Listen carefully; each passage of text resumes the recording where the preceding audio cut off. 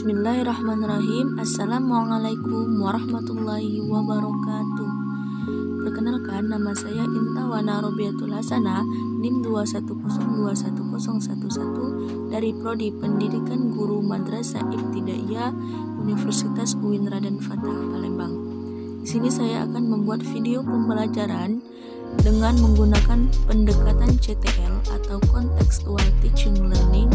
Di sini saya akan membahas materi kelas 4 SD dengan kurikulum 13 menggunakan buku tematik subtema 2 yang membahas tentang teks petunjuk dan poster. Oke, mari kita simak videonya. Assalamualaikum warahmatullahi wabarakatuh.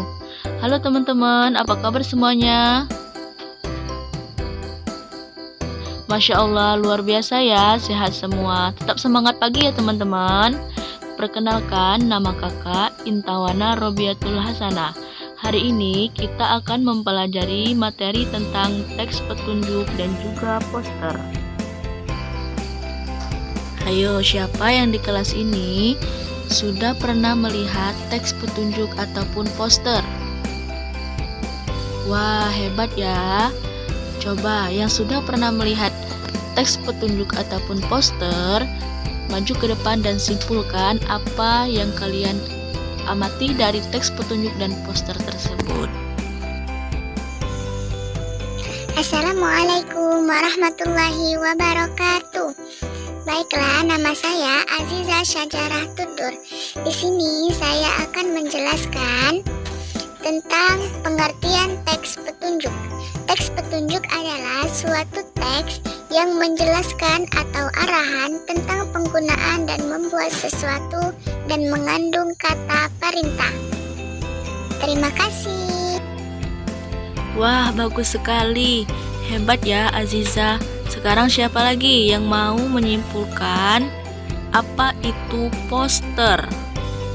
Silahkan maju. Assalamualaikum. Baiklah, nama saya Kirani. Di sini saya akan menjelaskan pengertian dari poster. Menurut sepengetahuan saya, poster adalah suatu desain grafis yang di dalamnya terdapat gambar dan kata-kata pada kertas yang berukuran besar. Isinya yang memuat tentang informasi dan ditempel di tempat-tempat umum yang ramai agar dapat dilihat atau dibaca banyak orang. Wah, hebat semua ya. Terima kasih Aziza dan Kirani yang sudah menjelaskan apa itu pengertian poster dan juga teks petunjuk. Baiklah, untuk teman-teman yang belum pernah melihat teks petunjuk dan juga poster, boleh buka buku tematiknya halaman 51 dan juga 73. Nah, sekarang kalau sudah dibuka buku tematiknya, di halaman 51 itu terdapat contoh dari teks petunjuk. Boleh kita ulang ya pengertian teks petunjuk. Teks petunjuk adalah suatu teks yang menjelaskan atau arahan tentang penggunaan dan membuat sesuatu yang mengandung kata perintah. Oke, sekarang di sini ada contoh teks petunjuk cara membuat kipas angin dari kertas. Sekarang kita baca contoh teks petunjuk berikut ya. Cara membuat kipas kertas. Langkah pertama, siapkan kertas berbentuk persegi segala ukuran. Kertas kado, bisa majalah bekas ataupun kertas biasa. Yang kedua, ambil lem kertas. Kemudian langkah ketiga, lipat kertas pada satu bagian ujung sekitar 2 cm.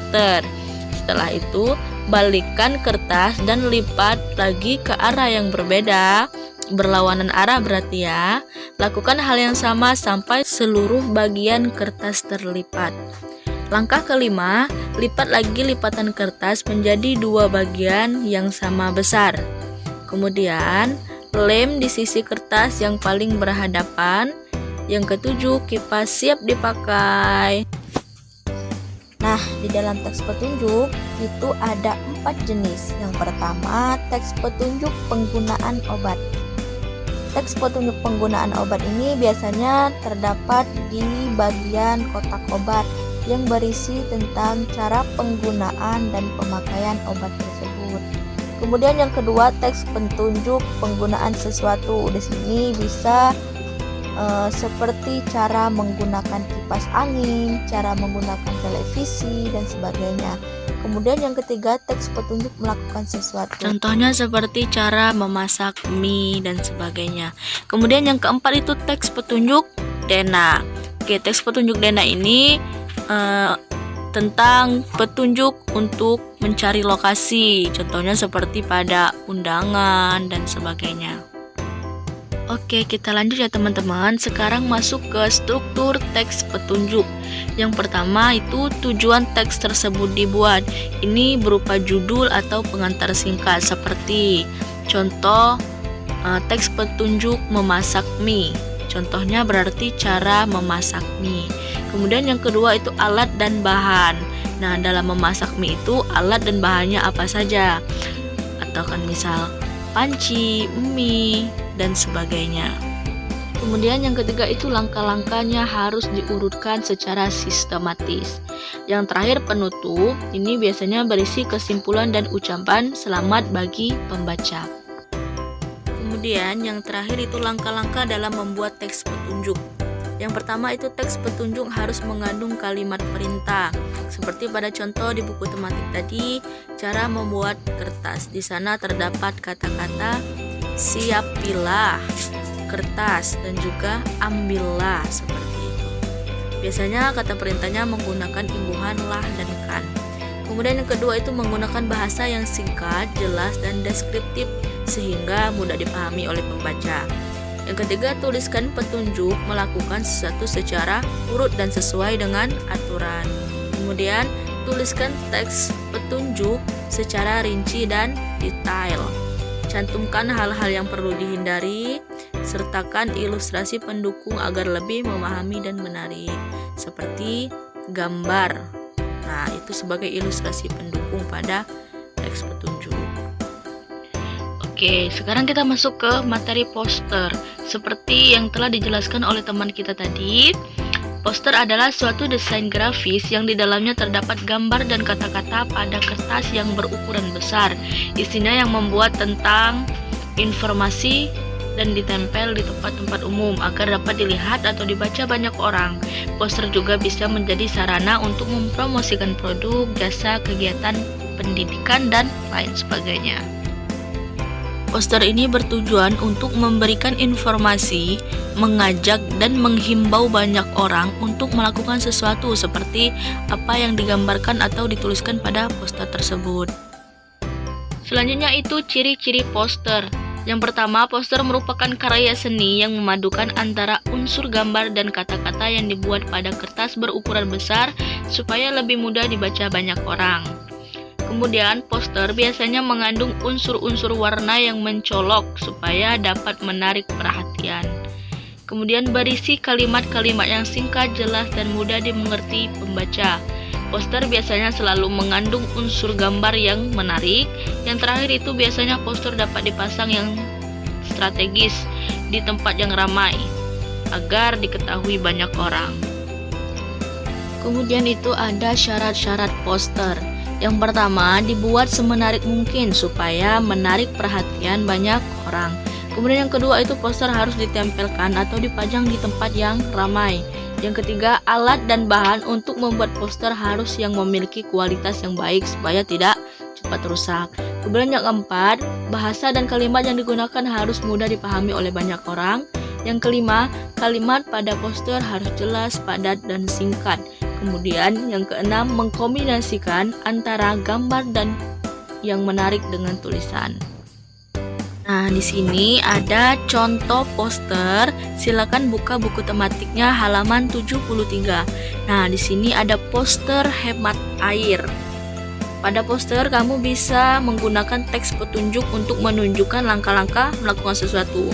Gambar dalam poster harus mendukung isi dan penyajiannya pun harus menarik dan mudah dipahami. Nah, di sini kita bisa lihat ada gambar keran, kemudian ada lambang dilarang. Nah, di sana ada poster yang bertulisan manfaatkan air secara optimal. Nah, pastikan keran sudah tertutup setelah digunakan. Kemudian yang kedua itu ada gambar mesin cuci dan juga baju sebagai ilustrasi ya gambar tersebut. Kemudian ada tulisan lebih hemat air. Gunakan mesin cuci saat pakaian kotor telah cukup banyak. Kemudian yang ketiga itu ada ember, ada gambar baju juga. Nah, jika cucian banyak, pakai saja 3 ember. 1 untuk merendam dan menyabun, 2 untuk membersihkan atau membilas, yang ketiga itu untuk membilas. Kemudian itu ada gambar shower. Terus ada tulisan di sana, mandi berendam paling boros air. Mandi dengan gayung 3 kali lebih boros. Usahakan mandi dengan pancuran dan tidak berendam. Nah, di sana juga terdapat gambar keran ya. Di sana ada tulisan, saat gosok gigi, cuci muka atau mencukur, pastikan keran air tertutup. 1 menit air mengalir, 9 liter air terbuang. Nah, kemudian yang terakhir itu lebih baik mencuci mobil dengan lap dan ember. Mengguyur mobil 15 menit berarti beratus 100 liter air terbuang. Itu di sampingnya terdapat ilustrasi gambar mobil dan juga ember dan terdapat kain lap. Nah, teman-teman sekalian, tadi kakak sudah menjelaskan materi tentang teks petunjuk dan juga poster. Nah, sekarang waktunya kita untuk diskusi kelompok ya. Sekarang kakak bagi 2 kelompok. Kelompok pertama itu mendiskusikan teks petunjuk dan buatlah 1 contoh dari teks petunjuk tersebut. Kemudian untuk kelompok kedua, kalian diskusikan apa itu poster dan buatlah 2 contoh dari poster tersebut. Yuk, teman-teman semuanya harus diskusi dengan aktif ya. Kakak kasih waktu 10 menit dari sekarang. Silahkan. Oke, sekarang waktu diskusi kita sudah selesai ya. Sekarang waktunya kita untuk presentasi hasil diskusi kelompok. Sekarang teman-teman untuk kelompok 1 silakan maju perwakilan untuk presentasi dengan materi teks petunjuk. Assalamualaikum teman-teman semuanya. Di sini saya perwakilan kelompok untuk mempresentasikan hasil kelompok kami. Di sini kami mengambil materi teks petunjuk penggunaan setrika. Yang pertama itu colokan kabel steker ke stop kontak. Kemudian yang kedua, atur suhu yang akan kamu gunakan. Yang ketiga, gunakan setrika. Yang keempat, atur suhu ke posisi minimal. Yang kelima, cabut steker dari stop kontak. Terima kasih. Wassalamualaikum. Assalamualaikum teman-teman semuanya. Saya perwakilan dari kelompok untuk mempresentasikan hasil diskusi kami. Di sini materi kami yaitu poster. Di sini kami membuat poster tentang hemat listrik. Di sini kami mempunyai gambar ilustrasi sebuah bola lampu dan colokan. Dan ada tulisan gunakan listrik seperlunya. Nah, poster ini mempunyai tujuan untuk menghimbau atau mengajak orang untuk menghemat listrik. Kita sebaiknya menghemat listrik seperti pada lampu. Kita tidak perlu menghidup lampu ketika di siang hari. Kita hanya memerlukan lampu ketika gelap di malam hari. Oke, presentasi kita hari ini sudah selesai ya. Bagaimana dari materi yang kita pelajari hari ini? Apakah sudah paham semua? Alhamdulillah, semuanya paham ya. Baiklah, kalau sudah paham semua, sekarang Ibu mau tanya. Apa sih fungsi dari poster? Ada yang bisa menjawab? Baiklah, saya akan menjawab pertanyaan dari Kakak Intawana. Di sini, fungsi poster adalah untuk memberikan informasi, mengajak dan menghimbau banyak orang untuk melakukan sesuatu seperti apa yang digambar. Wah, hebat-hebat semua ya kelas ini. Alhamdulillah kalau kalian sudah mengerti semua. Semoga ilmunya bermanfaat ya.